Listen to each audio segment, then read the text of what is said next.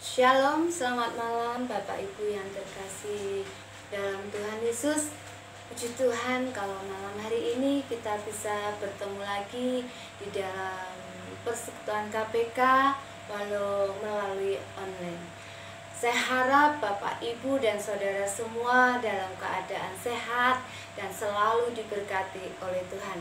Sebelum kita merenungkan kebenaran firman Tuhan, mari kita akan berdoa untuk kebenaran firman Tuhan pada malam hari ini. Mari kita berdoa. Bapa kami yang ada di dalam kerajaan surga, kami mengucap syukur Tuhan bila malam hari ini kami kembali bisa bersama-sama belajar untuk merenungkan kebenaran firman-Mu di persekutuan KPK kami, walau kami masih secara online Tuhan. Tapi biarlah malam hari ini Tuhan kami diberkati melalui kebenaran firman-Mu. Berfirmanlah Tuhan atas hamba-Mu ini, siapa yang hamba-Mu sampaikan itu menjadi berkat bagi setiap orang yang mendengarkan. Terima kasih Tuhan, kami siap mendengarkan firman-Mu. Dalam nama Tuhan Yesus kami berdoa. Amin. Malam hari ini kita akan belajar bersama-sama yaitu di dalam Lukas pasal 2 ayat 41 sampai 52. Lukas pasal 2 ayat 41 sampai 52. Saya akan membacakan untuk Bapak Ibu dan Saudara semuanya. Yesus pada umur 12 tahun dalam bait Allah. Tiap-tiap tahun, orang tua Yesus pergi ke Yerusalem pada hari raya Paskah. Ketika Yesus telah berumur 12 tahun, pergilah mereka ke Yerusalem seperti lazim pada hari raya itu. Sehabis hari-hari perayaan itu, ketika mereka berjalan pulang, tinggallah Yesus di Yerusalem tanpa diketahui orang tuanya. Karena mereka menyangka bahwa ia ada di antara orang-orang seperjalanan mereka. Berjalanlah mereka sehari seperjalanan jauhnya, lalu mencari dia di antara kaum keluarga dan kenalan mereka. Karena mereka tidak menemukan dia, kembalilah mereka ke Yerusalem sambil terus mencari dia. Sesudah 3 hari mereka menemukan dia dalam bait Allah. Ia sedang duduk di tengah-tengah alim ulama sambil mendengarkan mereka dan mengajukan pertanyaan-pertanyaan kepada mereka. Dan semua orang yang mendengar dia sangat heran akan kecerdasannya dan segala jawab yang diberikannya. Dan ketika orang tuanya melihat dia, tercenganglah mereka. Lalu kata ibunya kepadanya, "Nak, mengapakah engkau berbuat demikian terhadap kami? Bapamu dan aku dengan cemas mencari engkau." Jawabnya kepada mereka, "Mengapa kamu mencari aku? Tidakkah kamu tahu bahwa aku harus berada di dalam rumah Bapakku?" Tetapi mereka tidak mengerti apa yang dikatakannya kepada mereka. Lalu ia pulang bersama-sama mereka ke Nazaret, dan ia tetap hidup dalam asuhan mereka. Dan ibunya menyimpan semua perkara itu di dalam hatinya. Dan Yesus makin bertambah besar dan bertambah hikmatnya dan besarnya, dan makin dikasihi oleh Allah dan manusia. Amin. Kisah ini tentunya Bapak, Ibu, dan Saudara semuanya pernah mendengar, bahkan sering mendengar ya.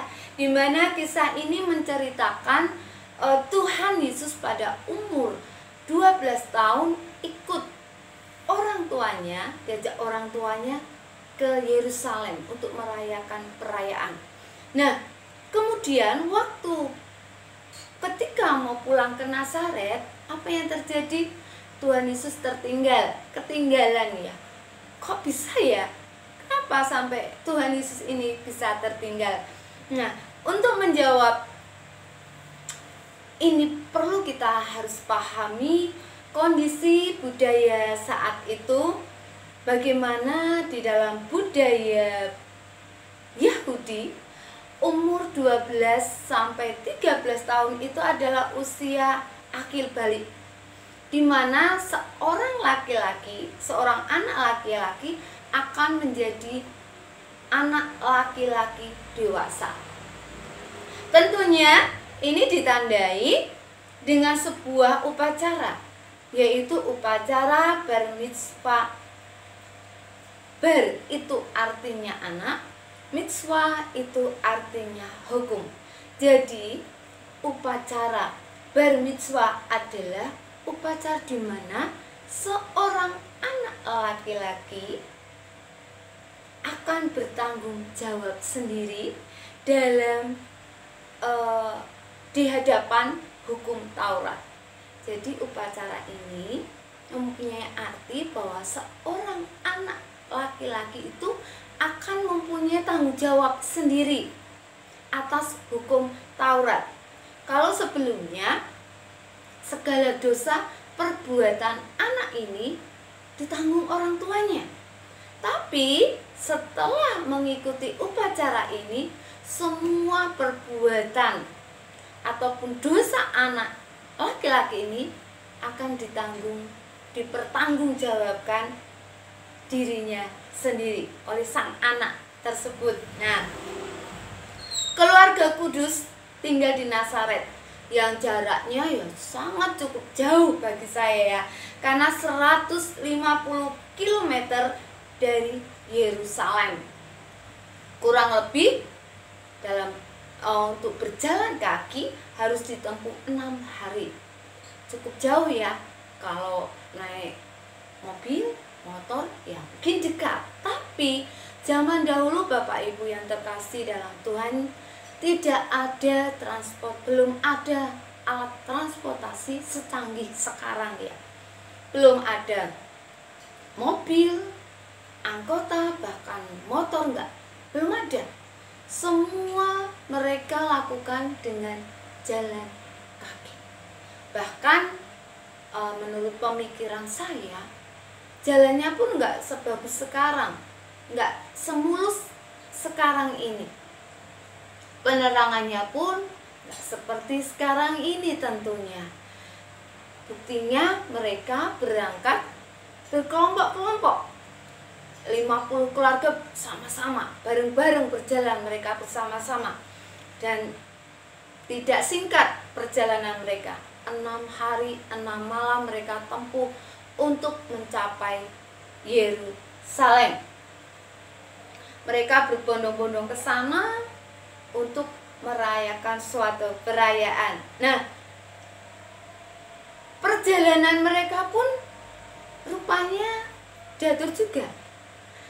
Yang paling depan itu laki-laki dewasa, yang di tengah ibu dan anak-anak, yang di belakang lagi ada lagi laki-laki dewasa. Jadi seolah-olah di tengah ini dilindungi ya, melindungi anak dan istri mereka. Mereka bareng sama-sama berkelompok, berjalan bersama-sama. Nah, begitu juga Maria dan Yusuf dan Tuhan Yesus. Tentunya Yesus ini berjalan bersama-sama dengan orang tuanya. Ya, waktu mereka melakukan perjalanan ke Yerusalem. Tetapi permasalahannya sekarang adalah waktu mereka pulang. Ketika pulang ke Nazaret, status Tuhan Yesus ini sudah berbeda ya. Tadi kan sudah melakukan upacara, berarti status Yesus ini sudah anak laki-laki dewasa. Jadi pemikiran Maria tadi, wah pasti Yesus ini sudah bersama teman-temannya, sama saudara-saudaranya. Sedangkan pemikiran Yusuf, paling sudah sama ibunya ya, saling menduga lah, paling sudah sama ibunya paling sudah sama teman-temannya. Karena Yesus sudah menjadi anak laki-laki yang dewasa. Nah, mengapa? Itulah mengapa tidak ada yang sadar kalau Yesus ini tidak ada di rombongan mereka ya. Tidak ada dalam rombongan mereka untuk pulang ke Nazaret. Mereka tidak menyadari kalau Yesus tidak ada. Nah, ketika malam hari, kalau sudah malam hari biasanya berkeluarga mereka kumpul untuk mereka tidur. Nah, baru ketahuan Yesus tidak ada di tengah-tengah mereka. Baru nyadar Yusuf sama Maria, loh Yesus mana? Tidak, adakah bersama kamu Maria? Tidak Yusuf. Loh, enggak ada sama, tidak. Semua ditanyai, tidak ada yang melihat Yesus. Mereka sudah 1 hari perjalanan untuk menuju kembali ke Nazaret. Akhirnya mereka kembali lagi ke Yerusalem untuk mencari Yesus. Karena Yesus gak ada, mereka kembali lagi ke Yerusalem. Dan sampainya Yerusalem tidak langsung ketemu begitu saja, Bapak Ibu yang terkasih. Oh, itu Yesus, tidak. Masih membutuhkan waktu 3 hari untuk menemukan Tuhan Yesus. Kita baca di ayat 46. Sesudah 3 hari mereka menemukan Dia dalam bait Allah. Ia sedang duduk di tengah-tengah alim ulama sambil mendengarkan mereka dan mengajukan pertanyaan-pertanyaan kepada mereka. 3 hari mereka baru menemukan. Perjalanan sehari ditambah 3 hari, 4 hari mereka baru menemukan Tuhan Yesus. Dan di situ apa yang Yesus lakukan? Yesus ternyata ada di dalam rumah bait Allah. Nah, tadi Yusuf dan Maria menyadari ya, sadar kalau anaknya tidak ada. Ada hal yang menarik di sini kalau kita lihat. Usia Yesus diceritakan di sini, Tuhan Yesus itu usia akhir balik ya, remaja tadi. Masuk usia remaja, banyak gereja-gereja yang juga kesulitan menghandle anak-anak usia seperti Yesus. Disebut masa remaja, dibilang anak sudah nggak mau sekolah minggu. Kalau sudah disebut remaja itu suruh sekolah minggu sudah tidak mau, malu. Apalagi menyanyikan lagu King Kong badannya besar, happy ya ya ya, happy ya ya, mereka sudah malu. Ah, itu anak-anak, aku sudah besar Bu. Seperti saya di anak-anak waktu mengajar ya. Kalau kami ibadah jadi satu bersama-sama kelas 1 sampai 6. Anak-anak yang kecil kalau mau nyanyi lagu apa? Happy ya ya ya, King Kong badannya besar. Yang kelas 5, 6 sudah, Bu, jangan lagu anak-anak Bu, jangan itu Bu. Nah, sama. Menghadapi anak-anak seperti ini tidaklah mudah, tidaklah gampang ya. Karena saya pun mengalaminya. Mereka masa-masa masuki dewasa tapi ya masih kecil. Dan orang tua pun terkadang sulit menghandle usia remaja ini. Mau dijewer kok ya udah besar. Kalau masih kecil gampang ya dijewer telinganya itu. Tapi kalau udah gede rasanya kok ya nggak pas. Dikasih tahu, diberikan pengertian kadang ngeyel. Ya inilah usia-usia mereka ya. Nah, mereka sudah bisa ngeyel, bisa menjawab ya. Dan mereka dikasih tahu baik-baik pun tadi mereka punya jawaban yang menurut mereka itu benar ya. Kadang kita jengkelnya apa ya dikandani ini kok rak mudeng-mudeng ya, rak ngerti-ngerti. Nah, banyak orang tua nggak menyadari kehilangan anaknya remaja, menganggap anaknya sudah besar, anaknya sudah bisa naik motor sendiri, anaknya bisa mandiri sendiri, cari makan, menyiapkan makan sendiri, sudah bisa sekolah sendiri. Sehingga kita kadangkala seperti Yusuf dan Maria, tidak menyadari ya bahwa anak kita tidak ada. Tetapi di sini ya kita patut contoh Maria dan Yusuf tadi langsung menyadari dan mencari anaknya. Mungkin saat ini Bapak Ibu yang terkasih, di antara kita nggak menyadari anak kita hilang. Di sini hilang bukan berarti anak kita pergi dari rumah ya Bapak Ibu yang terkasih. Tapi hilang di sini yang dimaksud adalah antara orang tua dan anak. Hubungan antara orang tua dan anak mulai renggang. Anak lebih condong bergaul dengan kawan-kawannya.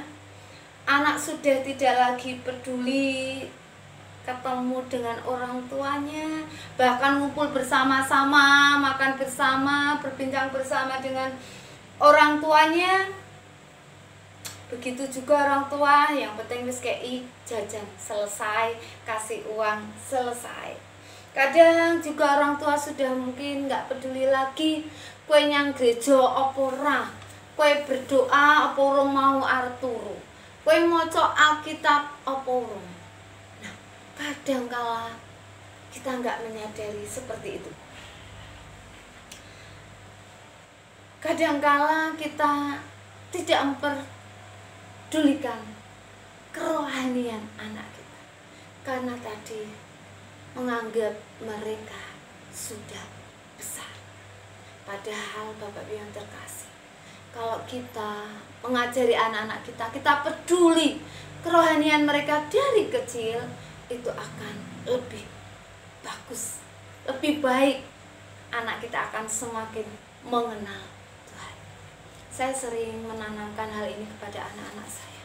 Sebelum tidur, baca Alkitab dulu. Kamu berdoa supaya mungkin mereka belum mengerti benar ya apa sih masuk firman Tuhan, tapi apa yang dia baca, saya percaya itu nanti akan buahnya tuh nanti pasti akan tertanam di dalam hati anak-anak kita. Bapak Ibu yang terkasih dalam Tuhan, kita bersyukur ya kalau anak-anak kita seperti Tuhan Yesus, seperti Yesus yang mau tinggal di dalam rumah Tuhan, mau melayani Tuhan. Tapi kalau anak-anak kita masuk ke lingkungan orang-orang yang pergaulannya tidak benar, pergaulannya salah, itu yang sangat-sangat mengerikan Bapak Ibu yang terkasih. Karena itu jangan lupa, mari kita perhatikan anak-anak remaja kita. Walaupun mereka sudah bisa pergi sendiri, kemana-mana sendiri, mereka sudah punya teman curhat sendiri, tapi Bapak Ibu yang terkasih, mari kita tetap monitor anak-anak kita, supaya kita tidak kehilangan mereka, supaya mereka tetap tinggal di dalam Tuhan. Jangan sampai mereka terhilang. Mari kita terus monitor mereka, kita peduli akan mereka, kerohanian mereka. Saya bangga dan saya bersyukur untuk anak-anak remaja di GIA Condrokusumo ini. Mereka sedang membuat satu channel YouTube untuk anak-anak muda. Ya, memang mungkin belum sempurna, tetapi diharapkan mereka ini menjadi alat-alat untuk menjangkau anak-anak yang mungkin sudah terhilang. Satu channel yang bernama Genji TV. Videonya kemarin perdana ya sudah tayang tanggal 17 Agustus. Saya pun melihat, nggak hanya sekali, tapi saya melihat sampai 2-3 kali. Saya bangga, saya senang. Kenapa? Mereka mau melayani Tuhan. Mereka mau untuk memberkati orang lain, menjadi berkat bagi teman-temannya yang mungkin sudah lama terhilang. Mari Bapak Ibu yang terkasih dalam Tuhan, kita dukung mereka terus. Kita doakan mereka bisa menjadi dipakai oleh Tuhan, jadi alat untuk memenangkan jiwa-jiwa, juga teman-teman yang mungkin sudah terhilang itu akan kembali lagi kepada Tuhan. Biarlah Bapak Ibu yang terkasih, mari kita terus berdoa untuk anak-anak kita, anak-anak remaja kita, GIA Condrokusumo ini, agar mereka terus maju di dalam Tuhan, semakin cinta kepada Tuhan. Puji Tuhan, ini yang bisa saya sampaikan, renungan firman Tuhan pada malam hari ini. Biarlah ini menjadi berkat bagi kita semua. Mari kita berdoa. Bapa kami yang ada di surga, sungguh kami mengucap syukur Tuhan untuk kebenaran firman-Mu ini Tuhan, untuk mengingatkan kami kembali. Kami menyadari akan anak-anak kami, remaja. Mungkin kami sulit Tuhan untuk menghandle mereka, tapi kami percaya Engkau berikan kemampuan kami semua Tuhan. Engkau akan tolong anak-anak-Mu remaja di GIA Condrokusumo. Engkau pakai mereka Tuhan untuk terus maju di dalam melayani Tuhan, pengenalan akan Tuhan. Pakai mereka untuk memenangkan jiwa-jiwa Tuhan. Terima kasih Tuhan. Kami sebagai orang tua, biarlah kami juga terus bisa mendidik anak-anak kami untuk mereka jadi anak-anak yang takut akan Tuhan. Terima kasih Tuhan untuk kebenaran firman-Mu ini. Kami mengucap syukur untuk malam hari ini.